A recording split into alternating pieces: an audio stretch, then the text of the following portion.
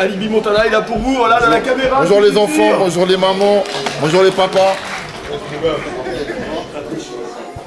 Mais faites les malins, tous les deux, vous allez voir, parce que là, dans 2 secondes, ça va être le procès. Bon, là. apparemment, on n'a pas la chanson tout de suite. Ah bah oui, il faut chanter d'abord. Quand même. Ok. Ça va tout le monde ou quoi? Ça va les enfants? Ok.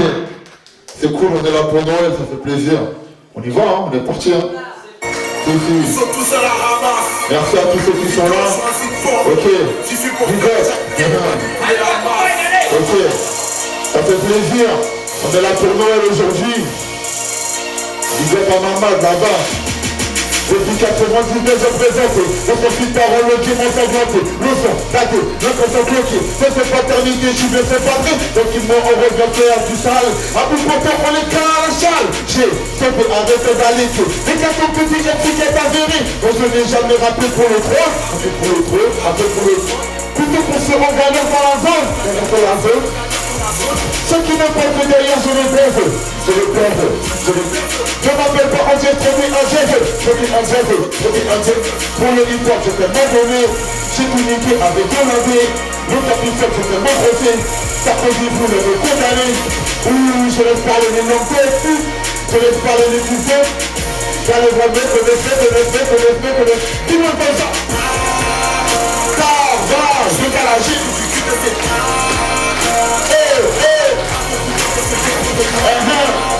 Ils ont pas Jackie, de remix.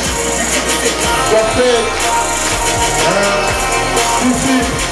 Ils sont tous à la ramasse. Tous. Tu dois te côté maman qui est là. T'as ma parole, je touche le debout. On roule dessus en 4x4 j'ai cramé. À 4x4 on fait de leur mère. Le premier coup fait même pas d'hier. J'ai ma cave dans le fréco. Toujours vite, je vis le tout nouveau flow. J'avais du buzz avant like et tweet. De mon état de refuse la bite. Y'a la fin de la calage de gros. Et je suis toujours piéton de gros. Combien de fois j'ai posé de la putain d'album pour épauler ces putains de chiens qui me regardent dans les yeux et qui se vont tout le monde que je n'ai pas aidé ces putains. Et la poule, tout ce qu'a fait, j'en ai tellement aidé, je peux pas tous les compter. J'ai fait le travail du EMG. Et un fait qu'il est enroulé. Le rap en train de l'étel me réparer. Record, haché, c'est déjà pareil. J'ai fait la menace et le record. Et si j'ai mis vite que j'étais hardcore. Tu cours ta promotion le même pas. C'est fini maintenant qu'ils te donnent votre force. Ils veulent ma rock, c'est même pas pourquoi. Ils veulent ta prise de tête, plus dans les bois. J'parle le hip-hop comme un crème la dalle. Sans voir les pieds de ces grosses pédales. Fais de bataille de leur football. Il leur faut carager l'hôpital. L'hôpital, tout le monde. Ça va.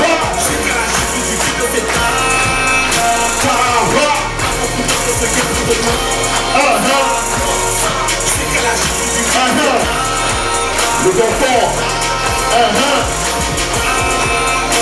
on va calacher. Tous ceux qui veulent pas de Noël pour les enfants, on va tous les calacher. Ceux qui veulent pas que les enfants soient heureux, on va tous les calacher. C'est le Noël pour les enfants. Merci à tous.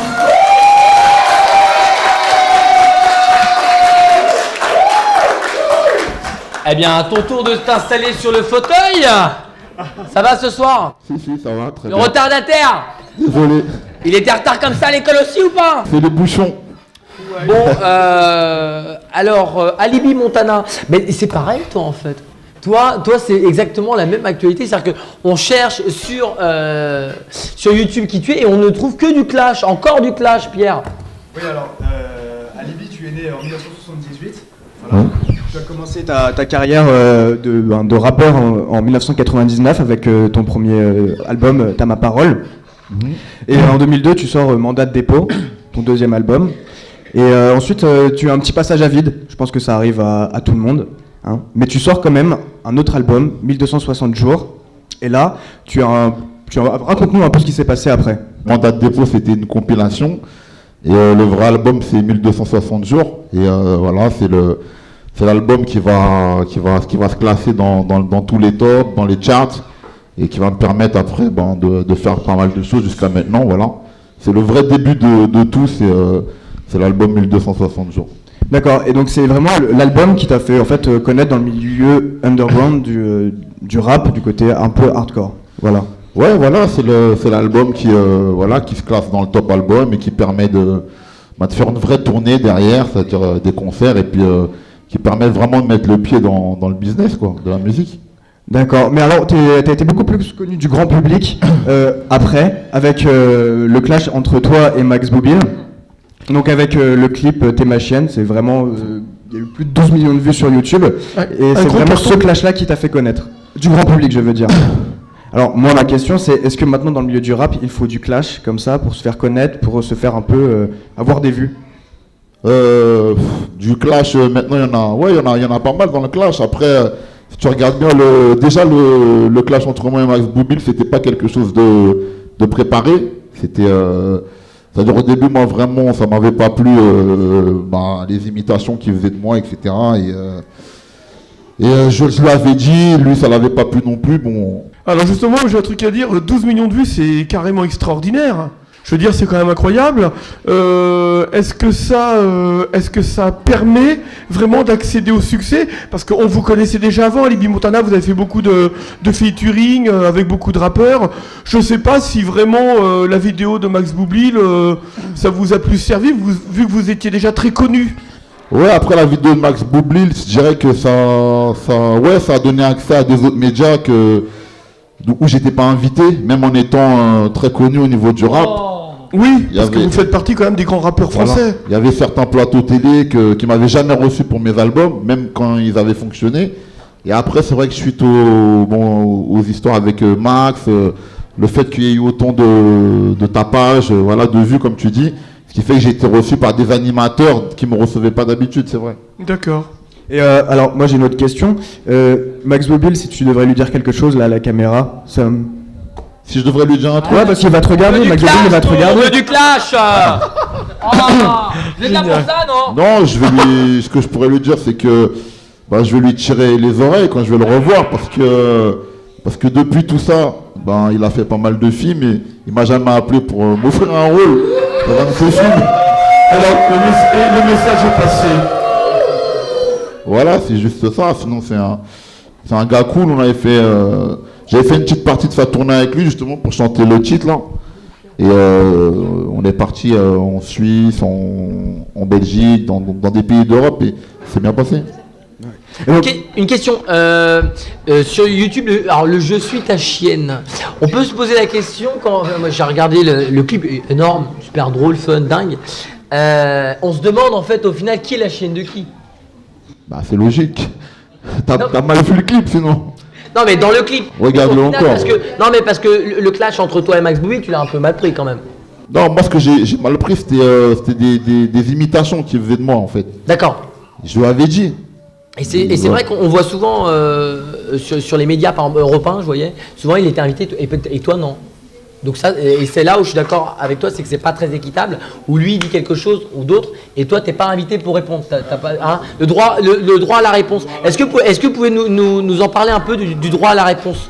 Parce que je pense que c'est important ça. Moi par exemple j'ai subi ça avec Cyprien. Cyprien il a fait beaucoup de plateaux et moi j'ai pas eu beaucoup de plateaux pour répondre à beaucoup d'attaques qui m'attaquaient sur des plateaux et voilà. Donc, mais alors justement moi j'aimerais bien dire quelque chose par rapport à ça. Même si effectivement vous n'êtes pas invité sur les plateaux, ça n'empêche pas que quelque part on va quand même parler de vous. Ouais. Donc ça vous permet quand même un accès à la célébrité aussi importante qu'eux en fin de compte. Parce que... En fin de compte vous gagnez autant qu'eux, c'est ça qui est génial. Parce que quand je me retrouvais dans des événements comme la Paris Game Week, j'étais avec Jackie. Les gens ils venaient autant vers moi que vers lui. Bien sûr, parce qu'aujourd'hui Cortex et Alibi Montana, tout le monde vous connaît en fin de compte. Donc même s'il y a eu ces clashs, si vous, dans un moment vous avez pu croire que ça vous effaçait, bien au contraire, en fin de compte, nous en tant qu'auditeurs, il y a des gens qui vous ont découvert sur Europe 1, partout sur les radios, et aujourd'hui tout le monde connaît Cortex, tout le monde connaît Alibi Montana. Du coup, en fin de compte, ça vous a fait autant de pub, voire plus même. Tout le monde les aime. Attends, dis-le. Pardon. Et tout le monde les aime. Alors, dans ce genre de situation, dans le genre de Cortex, Alibi, dans ce genre de situation, de clash, il y a toujours un gentil, un méchant. Il y a toujours les vilains petits canards dans le clash, quelqu'un qui est délaissé, qui a des pouces rouges sur YouTube et qui est un peu maltraité par les internautes. Dans ce cas, on va pas se mentir, c'était un peu vous qui étiez en proie des utilisateurs et des internautes. Comment on le vit en fait je veux dire, de voir des critiques assez nombreuses et de sentir peut-être un peu seul parfois? Je sais pas, moi je je lis pas beaucoup, pour être honnête, les trucs sur internet. Après, moi dans mon cas, Boublil, je l'ai pas mal sauvé parce qu'il y avait pas mal de gens de mon public qui voulaient le tabasser. Vous l'avez sauvé? Comment ça? Il y en a plein il y a beaucoup de gars de mon public qui voulaient tabasser Boublil, même qui venaient devant le théâtre. C'est pour ça même que on a fait le titre ensemble, parce que ça prenait des proportions. Après, les gens qui travaillent avec lui, ils vont discuter avec les gens qui travaillaient avec moi à l'époque. À l'époque, c'était Because. J'étais signé chez Because. Et ensuite, on a organisé une rencontre. Et c'est de là qu'on a mis au point le clash, parce que lui, pour lui, ça devenait chaud. Il sortait de l'autre côté. C'est drôle. Donc, c'est-à-dire que ceux qui sont dangereux en France, en fait, c'est pas les rappeurs. C'est les fans des rappeurs, en fait. C'est ça, en fait, ce que vous êtes en train de dire. Ouais, moi, il y avait beaucoup de gens de mon public qui voulaient le tabasser, parce que les autres, ils allaient trop loin, ils disaient plein de trucs. Et eux, ça les énervait. Donc, c'est vrai, ils venaient devant... Je crois que c'était devant le Splendide, il était. Et il y avait plein de mecs qui venaient devant le Splendide et qui voulaient lui faire la peau. Et suite à ça, justement, même moi-même, je suis intervenu même. Pour lui, déjà. Pour pas qu'il se fasse frapper. Bon, on va parler un petit peu de ton actualité, Alibi. Donc là, tu sors une mixtape, CZ, en janvier. Une petite tournée de prévue quand même? Ouais, bien sûr, quelques dates. Donc la mixtape, elle va sortir fin janvier. On fera une date le 31 janvier au Pure Club.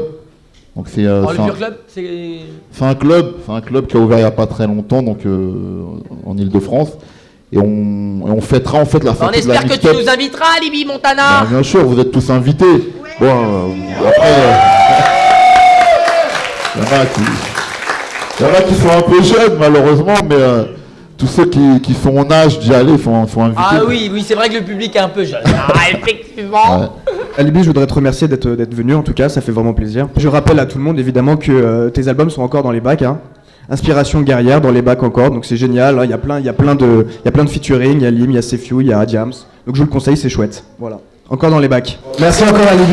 Je pense qu'on peut t'applaudir bien fort. Merci. Merci à tous. Alors oui, tu veux le mot de la fin?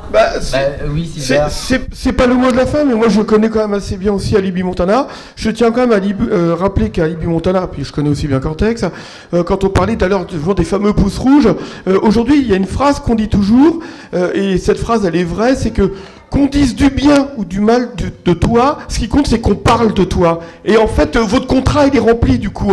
Et Alibi, je voulais vous dire aussi quelque chose. Vous êtes non seulement chanteur, mais vous êtes aussi producteur. Vous avez sorti un album, je crois, qui s'appelle Code Puck. C'est vrai. À travers lequel vous produisez des jeunes talents français. Voilà, plein de jeunes à travers la France et c'est toujours disponible d'ailleurs Code Puck. S'ils veulent découvrir de nouveaux talents, allez-y, tapez Code Puck et voilà, c'est bien. Donc voilà, donc tu nous as ramené deux albums, je pense que tu peux les offrir. Bien sûr. C'est Noël, on offre ces cadeaux. Mademoiselle, offrez-les, parce que je... Ok, très bien. Alors, je sais pas si vous savez, moi je sais pas, par contre, Pierre sait. Et oui, c'est le moment de le saviez-vous. Donc voilà, donc le saviez-vous. Le saviez-vous. C'est un saviez-vous spécial Noël. Et évidemment, spécial fête. Noël. Donc on va commencer avec Saint-Nicolas, qui était en fait un évêque, je ne sais pas si vous le savez, de l'Empire byzantin, et qui était réputé en fait pour secrètement distribuer des cadeaux à la population. Mais il n'avait pas le droit. Il avait tous les droits, mais en tout cas il le faisait secrètement. D'accord. Voilà, donc ça vient de là, Saint-Nicolas, qui était un évêque byzantin, et donc c'était un peu notre Père Noël à nous, le Père Noël qu'on connaît, qui est bien rouge. Bien rouge, et je vous dis ça parce que la croyance populaire veut que tout le monde pense que ce Père Noël rouge a été inspiré par Coca-Cola. Oui, et alors c'est vrai? Et ben c'est faux. Et ben c'est faux. La première pub Coca-Cola avec un Père Noël rouge. Pepsi. La première pub pour cette boisson gazeuse était en 1931 et il y avait bien sûr avant ça là des images du Père Noël rouge. Voilà. Merci de nous avoir éclairé. Tu savais toi? Alors j'étais même pas au courant, je l'apprends aujourd'hui justement. Tu savais Dalila? Bien sûr, moi je crois au Père Noël depuis toujours. Et le pire c'est que c'est vrai. Et vous le saviez les gars? Mais ils sont bien sages les mecs là. Vous saviez? Ouais, pour une fois. Vous savez, il était pas sûr. Vous ne révélez plus jamais comme ça. Alors, là on va parler un peu dans les chiffres. Faut savoir que les foyers en France dépensent 600 € pour les fêtes de Noël par foyer. C'est énorme, Oui. Moi, ça, quand j'ai vu les chiffres, moi, ça m'a étonné. Je sais pas si ça vous étonne un peu. Ah oui, c'est beaucoup quand même. Eh ben, Enfin, eh ben, c'est génial, c'est bien aussi. Et c'est même pas le pire, puisque les éliminations de Noël, rien qu'aux Champs-Élysées, coûtent à la ville de Paris. Non, ne le dis pas, s'il te plaît. Attention, je pense qu'il faut tenir à vous à la table. Ça coûte 1 million d'euros. Oh là là, oui, c'est 1 million d'euros. 1 million d'euros pour avoir des lumières sur les Champs-Élysées. Elles sont quand même belles. Quelle lumière. C'est vrai, c'est très très bien C'est décoré. beau, mais c'est Oui, cher. oui. Voilà. Alors, on va quitter un peu les euros sonnants et trébuchants, et bon, on va quand même rentrer dans des chiffres un peu plus gentils, mais qui sont quand même assez impressionnants, puisque le Père Noël reçoit 140 000 lettres par an en France. Vous envoyez 140 000 lettres par an. D'accord. D'ailleurs, faites les malins parce qu'on a retrouvé vos lettres du Père Noël, vous verrez. Alors, là, c'est une question un peu plus historique, Dalila. Alors, la première guirlande de Noël, elle a été inventée en quelle année, à ton avis? Alors ça, je sais pas. On va voir si elle le savait, le saviez-vous? Bien évidemment, 1932. Eh ben non, c'est 1843. Ah là là, oui. Ah oui, quand même. 1843, la première guirlande de Noël. Moi, je le savais vraiment pas, j'aurais dit beaucoup plus tard. Oui, oui. Et donc, ces guirlandes, on peut les retrouver sur 6,5 millions de sapins dans le monde. Moi j'imagine qu'Alibi Montana et Cortex, évidemment. Avec des guirlandes. Vous décorez, vous décorez le sapin aussi, j'imagine, Ouais, bien sûr. je suis un très bon décorateur de sapin. Ah oui, d'accord. Ah, Ça ça, se voit c'est pas. Ça, j'ai pas l'air. Oui. Pas autant que le sapin d'Abu Dhabi qui est décoré de diamants, saphirs. La valeur? Ah, Des millions d'euros. Ah oui.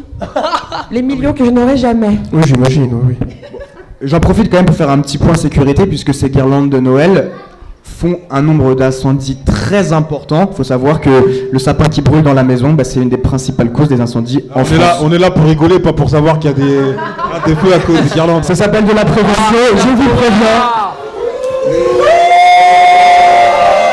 Non mais il rigole, il va prendre. En tout cas, tout ça, 6,5 millions de sapins dans les foyers, c'est très bien. Ça fait combien en cadeaux? Ça fait dans les 700 millions de cadeaux par an distribués. 700 millions.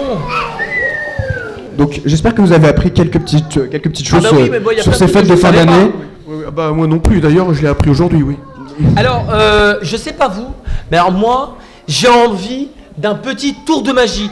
Et oui, je vous demande d'accueillir sous un tonnerre d'applaudissements Sherman. Ouais,